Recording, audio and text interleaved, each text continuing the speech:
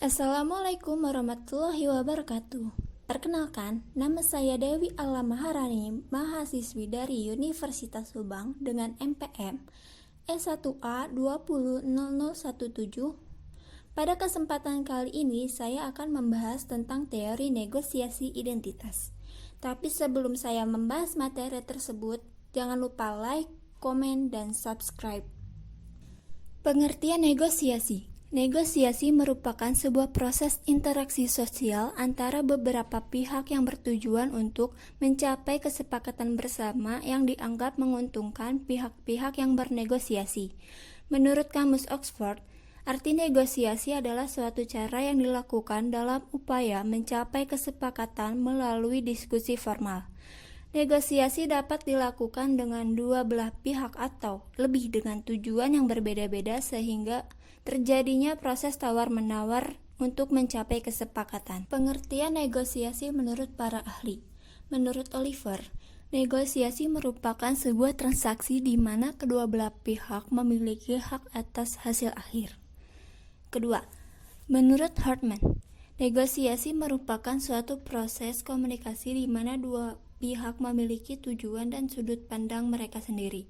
3. Menurut Case, negosiasi adalah sebuah proses yang mana terdapat paling sedikit dua pihak dengan kebutuhan dan persepsi serta motivasi yang berbeda.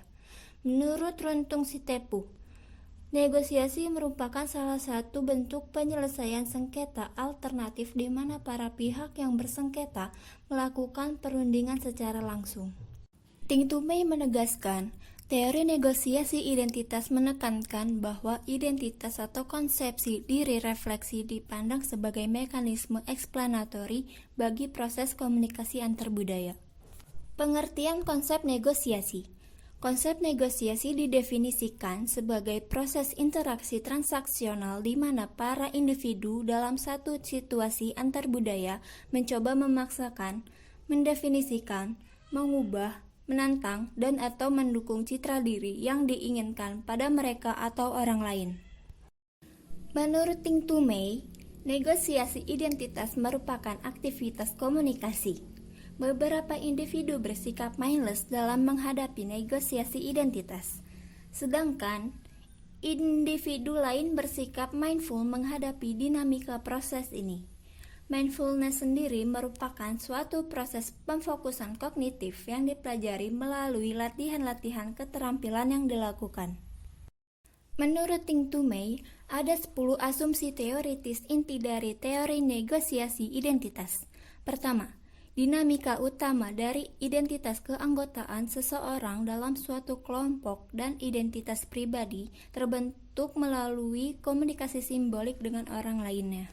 Kedua, orang-orang dalam semua budaya atau kelompok etnis memiliki kebutuhan dasar akan memotivasi untuk memperoleh kenyamanan, identitas, kepercayaan, keterlibatan, koneksi, dan stabilitas baik level identitas berdasarkan individu maupun kelompok. Ketiga, setiap orang akan cenderung mengalami kenyamanan identitas dalam suatu lingkungan budaya yang familiar dan akan mengalami identitas yang rentan dalam suatu lingkungan yang baru. Yang keempat, setiap orang cenderung merasakan kepercayaan identitas ketika berkomunikasi dengan orang lain yang budayanya sama atau hampir sama. 5. Seseorang akan cenderung merasa menjadi bagian dari kelompok bila identitas keanggotaan dari kelompok yang diharapkan memberi respon positif. Sebaliknya, akan merasa berbeda saat identitas keanggotaan kelompok yang diinginkan memberi respon yang negatif. 6. Seseorang akan mengharapkan koneksi antar pribadi melalui kedekatan relasi yang meaningful, misalnya dalam situasi yang mendukung persahabatan yang akrab, dan sebaliknya akan mengalami otonomi identitas saat mereka menghadapi relasi yang separatis atau terpisah. 7. Orang akan memperoleh kestabilan identitas dalam situasi budaya yang dapat diprediksi dan akan menemukan perubahan identitas atau goncang dalam situasi-situasi budaya yang tidak diprediksi sebelumnya. 8. Dimensi budaya. Personal dan keragaman situasi mempengaruhi makna, interpretasi, dan penilaian terhadap tema-tema atau isu-isu identitas tersebut. 9. Kepuasan hasil dari negosiasi identitas meliputi rasa dimengerti, dihargai, dan didukung. 10. Komunikasi antar budaya yang mindful menekankan pentingnya pengintegrasian pengetahuan antar budaya, motivasi, dan keterampilan untuk dapat berkomunikasi dengan memuaskan, tepat, dan efektif.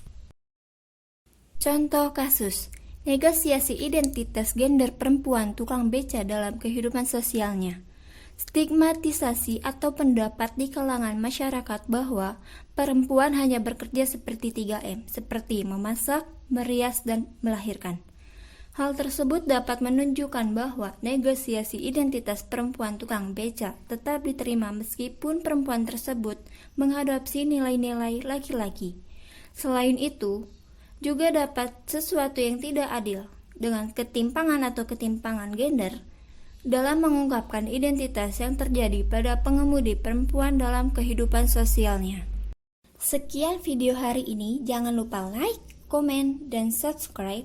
Sampai ketemu di video selanjutnya. Assalamualaikum warahmatullahi wabarakatuh.